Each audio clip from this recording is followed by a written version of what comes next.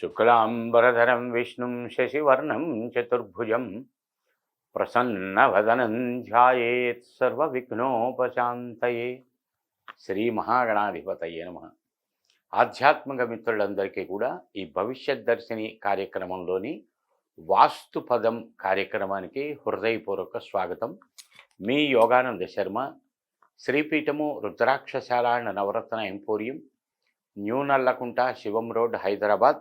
Phone number 9494409777 9494409777. Since 1990 reach your destination.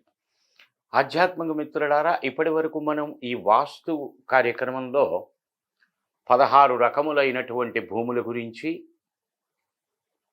అలాగే నీటి వనరుల ఏర్పాటుకు సంబంధించి, సోపానములకు సంబంధించి, దిగ్మూఢ్య దోషములకు సంబంధించి, వీధిపోట్లకు సంబంధించి, ఇలా అనేక విషయాలు మనం ఈ వాస్తు కార్యక్రమంలో తెలుసుకుంటూ వచ్చాం.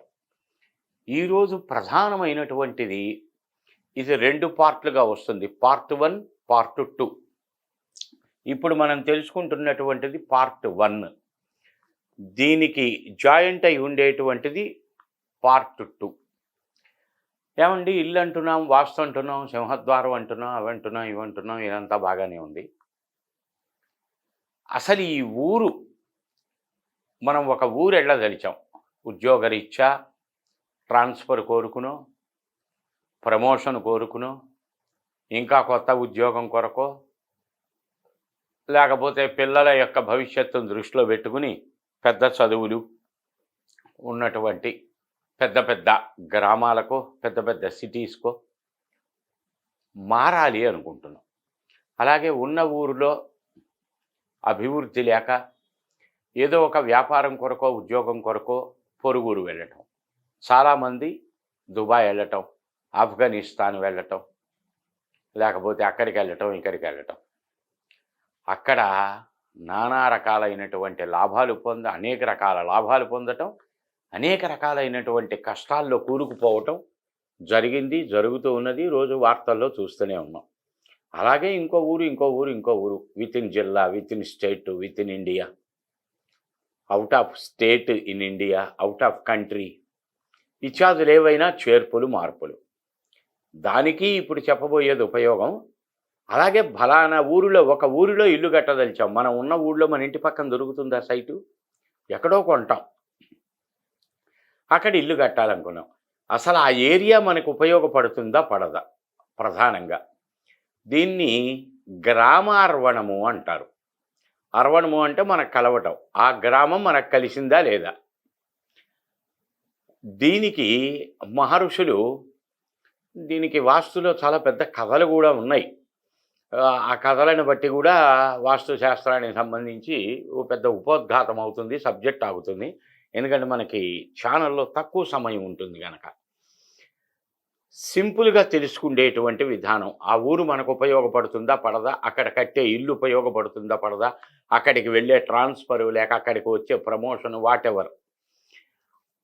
ఒక ఊరిలో నుంచి ఒక పాపను తీసుకొచ్చుకుంటున్నాం వివాహానికి, లేదా ఒక బాబుని చూస్తున్నాం వివాహానికి. ఇది కూడా చాలా ప్రధానమైనటువంటి అంశం అవుతుంది. అలాగే పిల్లను చదువుల కొరకు ఒక ప్రాంతానికి పంపదలిచాం. అది ఉపయోగపడుతుందా లేదా వాళ్ళకి అని. ఈ ఇన్ని రకాలైనటువంటి ఉపయోగాలు కలిగేటట్లుగా బ్రహ్మ భగవానుడు మహర్షులకి బోధించినట్లుగా, దేవతలకి బోధించినట్లుగా మనకి అనేక ఉపమానాలు, కథలు ఉన్నాయి. అది సందర్భోచితంగా తెలుసుకుందాం. ఫస్ట్ ప్రధానంగా ఒక నరాకృతి చక్రం వెయ్యాలి. అంటే ఒక మనిషి బొమ్మ, ఇదిగో నేత్రాలు, శిరస్సు, మస్తకం, ముఖం, హృదయం, పొట్ట, ఈ మధ్యలో ఉన్నటువంటిది నాభి, ఇది పృష్ఠభాగం, వీపు, నడుముకి కింది ప్రదేశం, గుహ్య భాగం, మలమూత్ర విసర్జన స్థానం, అలాగే హస్తాలు, అలాగే కాళ్ళు, పాదాలు, ఇన్నున్నాయి. ఒక నరాకృతి చక్రం గీసుకోవాలి. మొట్టమొదటగా దీనికి ఒక సంపుటి చెప్పారు. నరాకృతి చక్రంలో ఎక్కడ ఏ నక్షత్రాలు వేయాలి అనేది. అది తెలుసుకుందాం ఇప్పుడు.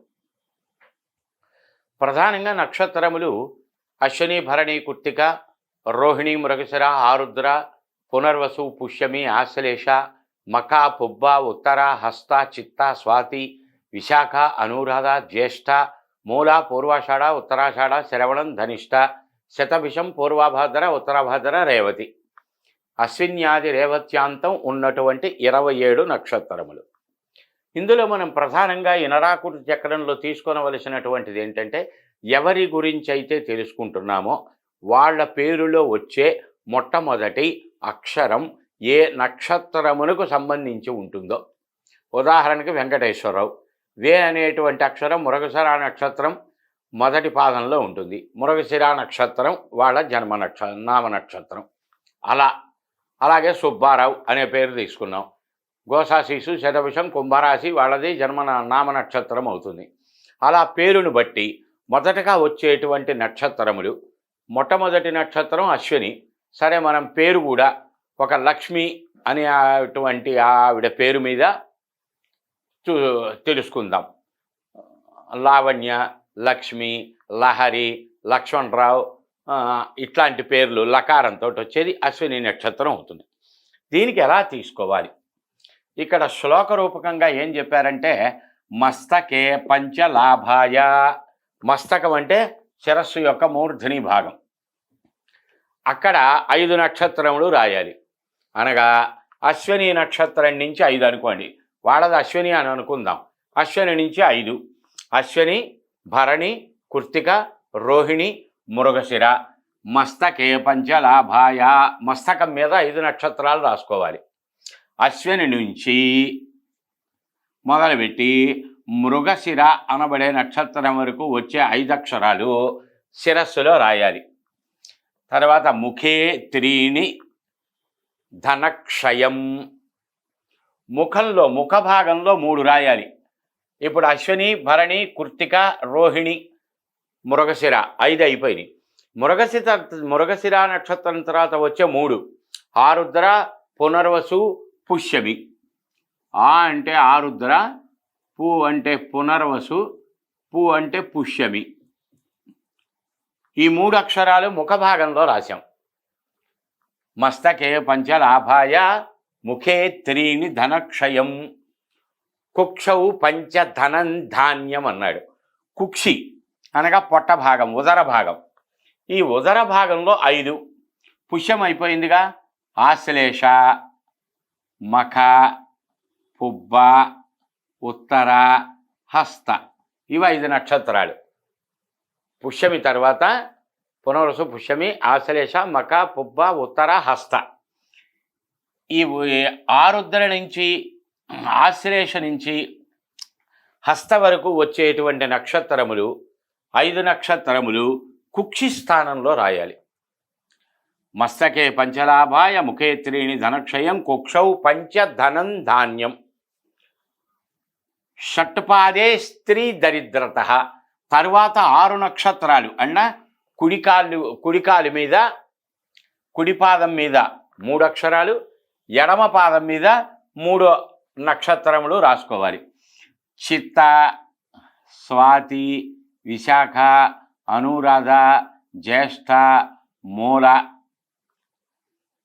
చిత్త, స్వాతి, విశాఖ, అనురాధ, జ్యేష్ఠ, మూల. ఈ 6 నక్షత్రములు 2 పాదములలో రాయాలి. ముందు కుడి, తరువాత ఎడమ.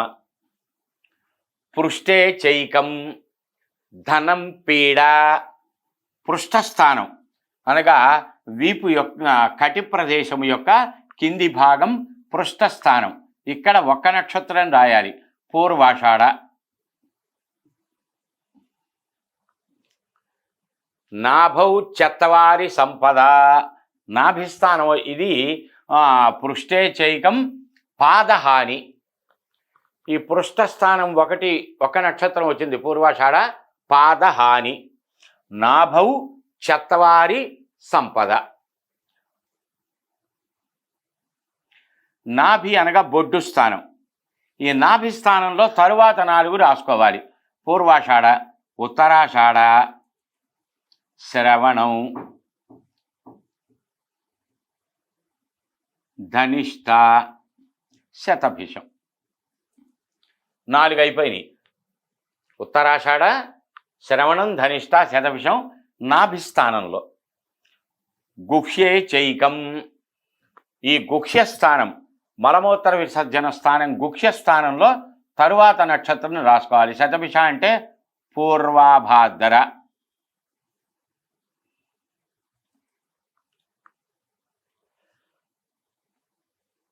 తరువాత కుడి చేతిలో 1, పూర్వాభాద్ర తర్వాత ఉత్తరాభాద్ర.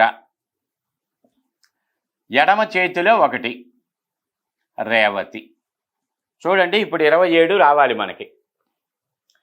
మస్తకే పంచలాభాయ, ముఖం 3 ధనక్షయం, కుక్షౌ పంచ ధనంధాన్యం, షట్పాదే స్త్రీ దరిద్రత, పృష్ఠే చైకం పాదహాని, నాభౌ 4 సంపద, గుహ్యే చైకం భయం పీడ, హస్తే చైకం ఎడమ చెయ్యి కుడి చెయ్యి.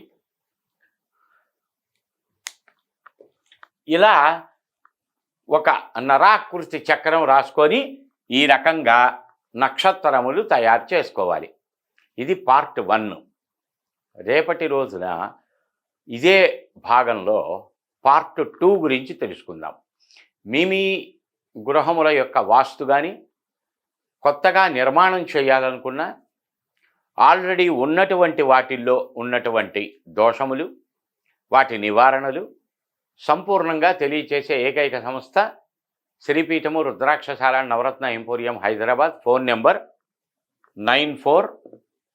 9494409777. Since 1990, reach your destination.